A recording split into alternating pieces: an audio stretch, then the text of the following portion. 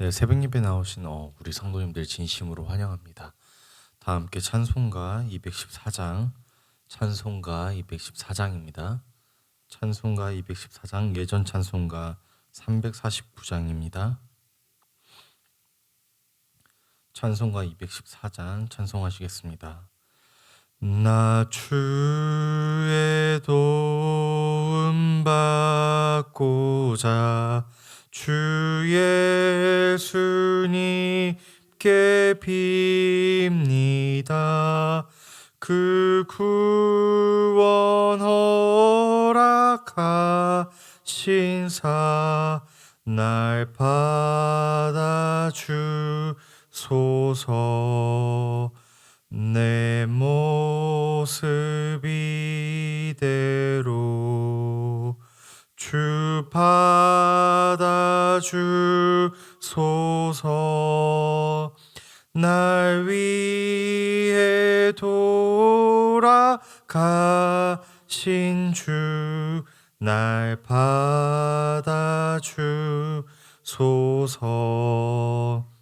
큰 죄에 빠져여 죽을 날 위해 피 흘렸으니 주 형상대로 빚으사 날 받아주소서. 내 모습 이대로 주 받아주소서. 날 위해 돌아가신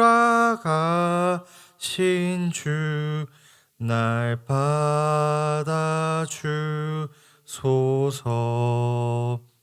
내 힘과 결심 약하여 늘 깨어지기 쉬우니 주 이름으로 구원해 날 받아주소서. 내 모습 이대로 주 받아주소서. 날 위해 돌아가신 주 날 받아주소서.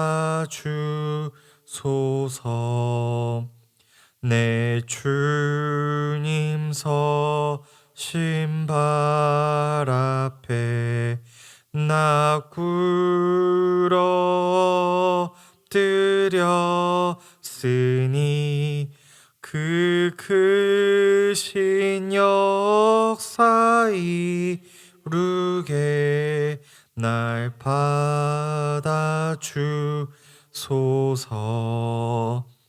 내 모습 이대로 주 받아주소서.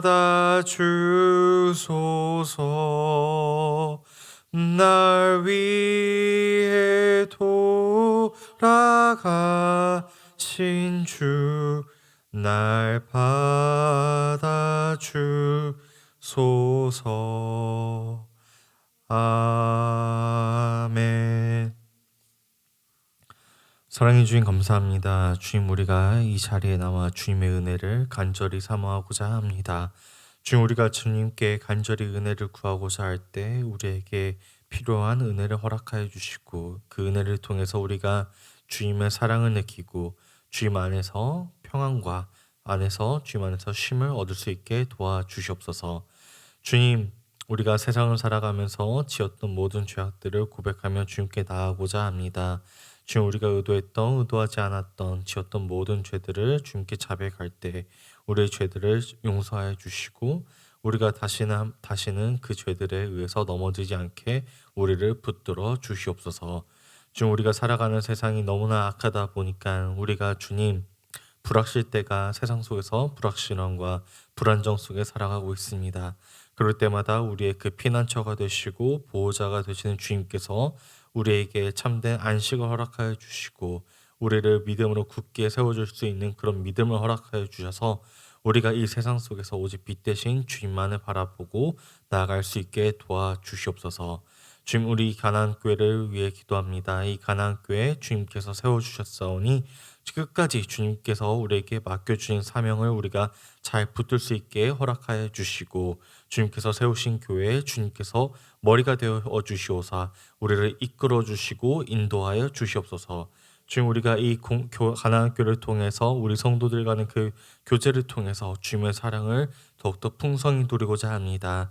그 사랑을 통해서 우리가 정말로 주님의 몸된 교회가 무엇인지 깨닫게 하여 주시고 그 몸된 교회가 무엇인지 깨달았을 때 우리 지역 사회를 통해서 우리가 주님의 그 뜻이 이루어질 수 있게 도와주시고 이 교회를 통해서 이 미국 전체가 복음화될 수 있게 도와주시옵소서.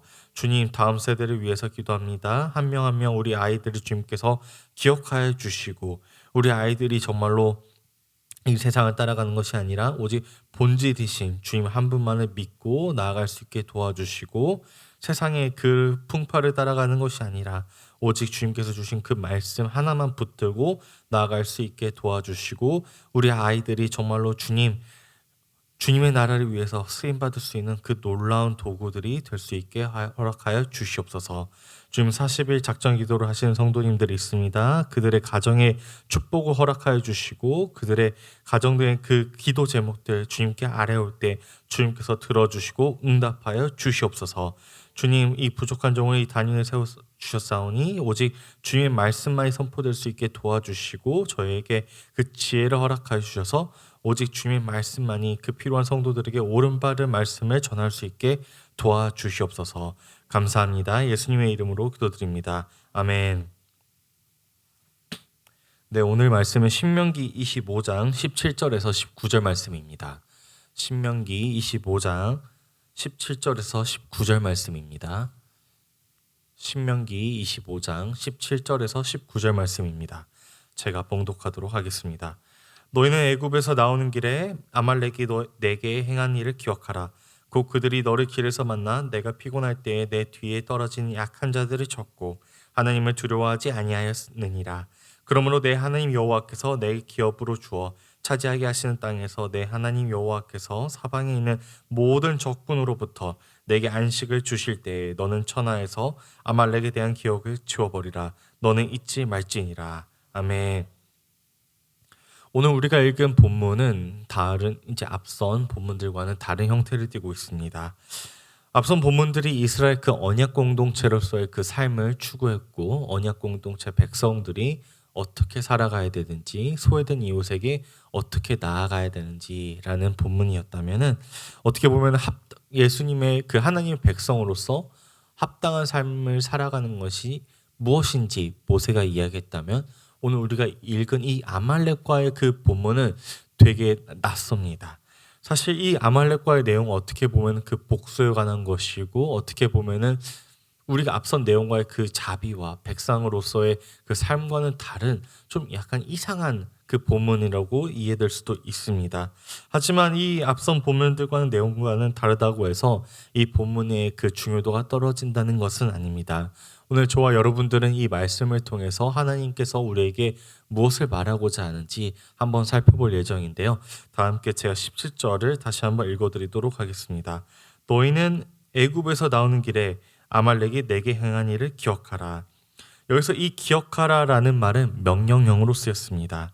이 명령형은 19절에 잊지 말지니라 또한 함께 명령형으로 쓰여서 기억하라, 잊지 말라 둘 다 명령형으로서 모세가 이스라엘 백성들에게 반드시 그들이 기억해야 될 것이 아말렉과의 그 사건을 기억하라라고 이야기하고 있습니다.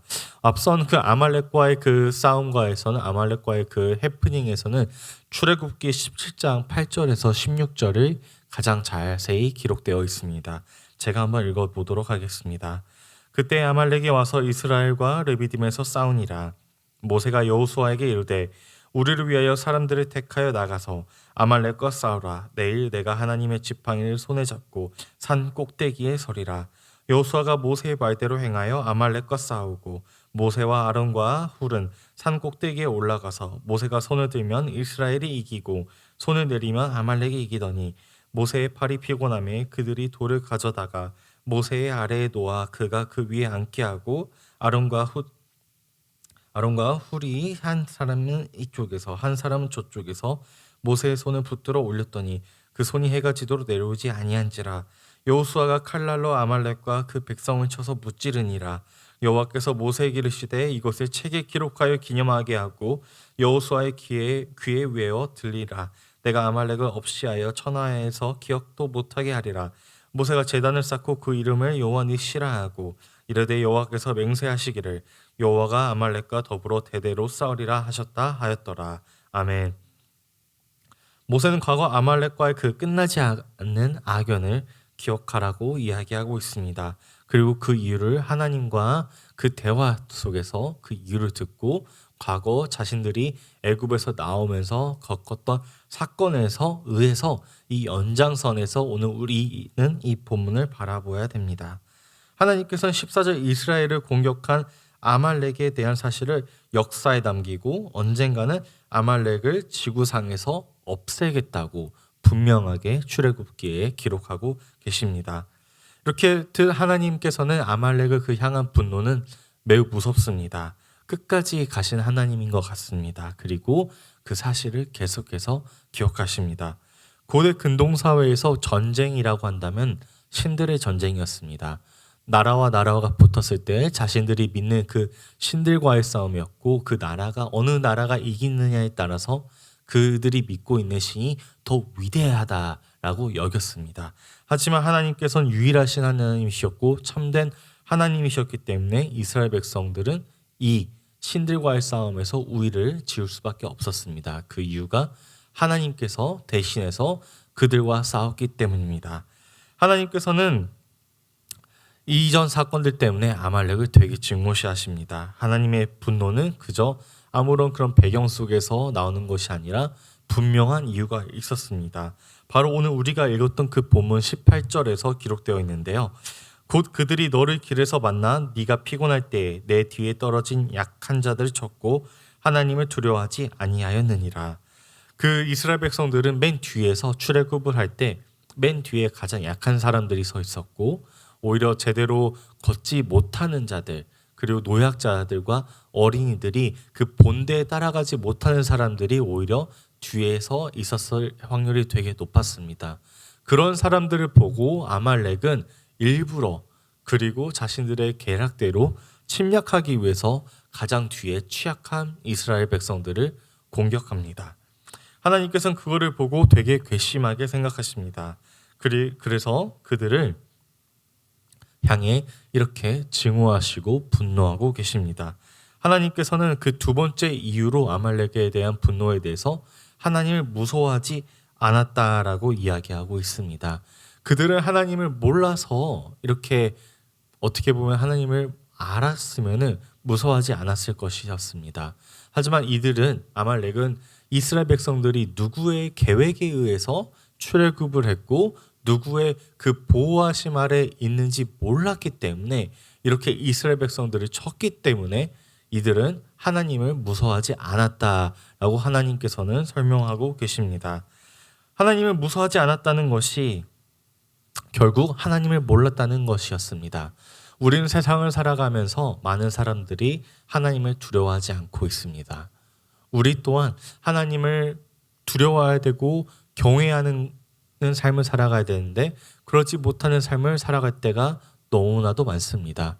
잠언에서 지혜의 근본이 시작을 하나님을 경외하는 것이라고 설명하고 있는데 하나님을 안다라고 하는 것은 하나님을 경외하고 하나님을 무서워한다는 것입니다. 이들은 하나님을 알지도 못했습니다. 그래서 지혜롭지 못한 행동 때문에 그들은 역사에서 전체적으로 사라질 예정입니다. 하나님은 그 놀라운 계획을 만약에 아말렉이 알았다고 한다면 과연 역사가 달라졌을 것 같은지는 자세히 잘 모르겠지만 결론적으로 그들은 소외되고 가장 취약하고 도움이 필요한 자들에게 칼을 대들었고, 그리고 그들을 주관하시고 그들을 인도하시고 그들의 그 큰 계획을 주도하시는 분이 누구인지 몰랐다는 사실 때문에 하나님께서는 그들을 이 천하에서 지워버리고자 하셨습니다. 모세는 이제 19절에 뭐라고 설명하냐면, 그러므로 내 하나님 여호와께서 내게 기업으로 주어 차지하게 하시는 땅에서 내 하나님 여호와께서 사방에 있는 모든 적군으로부터 내게 안식을 주실 때에 너는 천하에서 아말렉에 대한 기억을 지워버리라. 너는 잊지 말지니라 라고 이야기하고 있습니다. 모세의 말을 곧 그대로 따르고자 한다면 그들은 결국 약속된 땅으로 들어갈 것입니다. 이스라엘 백성들은 오랜 시간 동안 들어가지 못했던 그 약속된 땅에 들어갔을 때 하나님께서 무엇을 주시겠다고 하냐면 안식을 주시겠다고 이야기하고 계십니다. 그리고 그 안식과 가장 연결되어 있는 부분이 바로 아말렉의 전멸입니다. 어떻게 보면 하나님께서는, 그 신실하신 하나님께서는 이스라엘 백성들의 그 과거에 맺었던 이스라엘과의 그 기억조차도, 약속조차도 기억하시는 놀라우신 분이십니다. 하나님께서는 약속의 땅을 약속하셨고, 가나안 땅 약속하셨고, 그리고 그들과 과거 맺었던 그 사소한 약속조차 기억하시는 분이십니다. 그래서 그들을 안식을 위해서, 이스라엘 백성들의 그 안식을 위해서 이들을 멸절하고자 하셨습니다. 하나님께서는 거룩하신 분이십니다. 이 멸절하다는 것은 하렘이라는 것도 마찬가지인데요. 그렇기 때문에 이 아말렉은 전멸해야 됩니다. 하지만 우리가 잘 알다시피 이 아말렉과의 전투가 이 이후에 우리 그 이스라엘 초대 왕과 아주 밀접한 관계를 갖고 있습니다. 바로 사울과 그 관계가 있는데요. 사무엘상 15장에서 사울이 아말렉을 공격합니다. 그 관련된 본문을 제가 읽어드리도록 하겠습니다. 사무엘이 사울에게 이르되 여호와께서 나를 보내어 왕에게 기름을 부어 그의 백성 이스라엘 위에 왕으로 삼으셨은즉 이제 왕은 여호와의 말씀을 들으소서. 만군의 여호와께서 이같이 말씀하시기를 아말렉이 이스라엘에게 행한 일 곧 애굽에서 나올 때 길에서 대적한 일로 내가 그들을 벌하노니 지금 가서 아말렉을 쳐서 그들의 모든 소유를 남기지 말고 진멸하되 남녀와 소아와 젖먹는 아이와 우양과 낙타와 나귀를 죽이라 하셨나이다 하니 사울이 백성을 소집하고 그들을 들라임에서 세워보니 보병이 20만 명이요 유다 사람이 10,000명이라. 사울이 아말렉 성에 이르러 골짜기에 복병시키니라. 사울이 겐 사람에게 이르되 아말렉 사람 중에서 떠나가라. 그들과 함께 너희를 멸하게 될까 하노라. 이스라엘 모든 자손이 애굽에서 올라올 때 너희가 그들을 선대하였느니라. 이에 겐 사람이 아말렉 사람 중에서 떠나니라. 사울이 하윌라에서부터 애굽 앞 술에 이르기까지 아말렉 사람을 치고 아말렉 사람의 왕 아각을 사로잡고 칼날로 그의 모든 백성들을 진멸하였을 때 사울과 백성이 아각과 그 양과 소의 가장 좋은 것 또는 기름진 것과 어린 양과 모든 좋은 것을 남기고 진멸하기를 즐겨 아니하고 가치없고 하찮은 것은 진멸하니라. 아멘. 하나님께서는 분명히 아말렉을 기억 속에서 사라지게끔 전멸하고자 이스라엘과 약속을 하셨습니다. 하지만 하나님께서의 그 세우신 초대왕 사울은 이 약속을 지키지 않습니다. 이렇다면 이것이 율법의 실패로 볼 수 있을까요? 저는 개인의 실패라고 봅니다. 이스라엘 백성은 하나님의 그 신실하심을 따라 믿고 따라가는 백성들이어야 됐었습니다. 하지만 이 초대왕 사울은 그 부분에서 실패합니다. 믿음이 온전치 않았을까요? 저는 그것보다는 그 무서우신 하나님에 대한 그 경외를 잊었던 것 같습니다. 하나님께서는 분명하게 사울에게 승리를 허락하여 주셨습니다. 하지만 그 승리에 흠취했는지 본인을 더 내세웠기 때문에 사울은 그 신실하신 하나님을 잊어버리고 경외하지 않았던 것 같습니다. 그래서 이 결과가 어떻게 됐을까요? 하나님께서 사울을 버리셨습니다. 그렇다면 이 본문이 말하고자 하는 것은 무엇일까요? 우리가 출애굽기에서부터 사무엘상까지 이 아말렉과 이스라엘의 악연이라고도 해야 할까요? 이 사건을 통해서 하나님께서는 무엇을 말하고자 하시느냐면 하나님의 약속은 영원하시다는 것입니다. 그렇기 때문에 하나님께서는 신실하시기 때문입니다. 그것이 첫 번째 이유인 것 같습니다. 이스라엘 백성들은 광야에서 오랜 시간을 버텨야만 했습니다. 아말렉뿐만 아니라 여러 족속들로부터 항상 위협을 가진 채 떠돌이 생활을 하며 힘들고 피곤한 삶을 살아왔겠지만 이 하나님의 그 영원하신 약속 때문에 그들은 결국 그 약속의 땅에 들어갈 것이라는 소망 하나 가지고 믿고 버틸 수 있었던 것이었습니다. 하나님께서는 신실하기 때문에 이스라엘 백성들은 그저 믿고 따라갔었어야 되겠지만 그러지 못했습니다. 이들의 자손은 사울이었습니다. 그 당시의 사람들 또한 이 율법을 몰랐을까요? 알 수밖에 없었을 것이었습니다. 하지만 그 말씀을 따르지 않았던 것에 대한 대가는 너무나도 참혹합니다. 하나님이 만약에 우리 삶의 속에서 우리가 하나님께 순종을 제대로 하지 않았기 때문에 하나님께서 우리를 버리실 수도 있다라는 생각을 혹시 살아가시면서 해보신 적이 있으신가요? 물론 우리가 믿는 그 장로교회 그 칼빈에 따라서 하나님의 선택은 예전부터 되어 있었고 한번 믿은 구원은 영원하다라고 이제 그런 구원 서정이 우리에게 있지만 한 번도 그 하나님께서 나를 구원하지 않으셨다라고 하고 하나님께서 나를 만약에 내가 선택하지 않으셨다라고 한다는 생각이 있다면 우리는 두려울 수밖에 없습니다. 그렇기 때문에 우리들이 신앙생활하면서 이 본문을 통해서 느껴야 된다는 것은 하나님의 말씀을 신실하시고 그 신실하신 우리가 믿고 순종하며 끝까지 하나님을 따라가야 된다는 것입니다. 하나님께서는 우리가 가장 피곤할 때, 가장 약한 상태에 있을 때도 우리에게 시선을 두십니다. 그리고 우리를 보호해 주시는 분이 하나님이십니다. 그리고 우리를 괴롭히는 그 적군들을 어떻게 하시냐고 한다면 멸절하신다고 하십니다. 그렇다면 복수는 우리의 것이 아니라 하나님의 것인 겁니다. 그렇기 때문에 우리가 믿고 의지할 분은 하나님인 것입니다.